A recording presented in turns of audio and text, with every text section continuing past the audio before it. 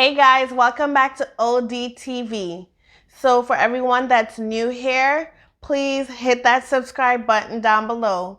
Now let's get started. So probably like 2 weeks ago, I did a hair challenge called the Rice Challenge. At first I said on the video that I would only do 1 week. I decided to do 2 weeks. The first time I used the rice water, I wasn't so happy with the way my hair felt when I washed it. But I was like, you know what? It's okay. It's the first time. Maybe my hair's just trying to transition and get used to it. A couple times after, I'm like, oh my gosh, my hair really feels horrible. So I decided to stop using it. And then I even went to do some research and I saw that a lot of people were having the same issues that I was having. Like they felt like their hair kind of sort of was coming out.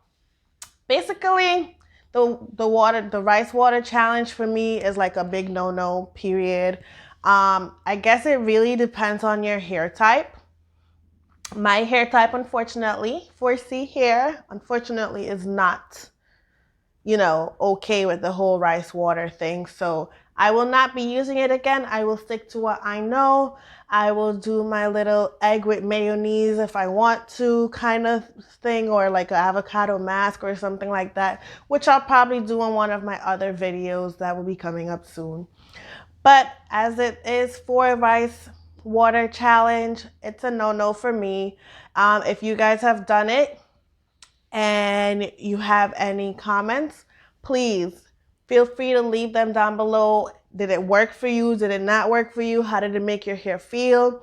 Mine, it felt coarse. It started to come out, like more hair came out than usual. I was like, oh, no, let me stop right now. Some people were using it for like months and they were like, after. Mine, 2 weeks, and I was just like, nope, not for me. So please, let us know down below in the comment section what you thought about the rice challenge if you did it. Thank you guys for watching and see you guys next time. Bye.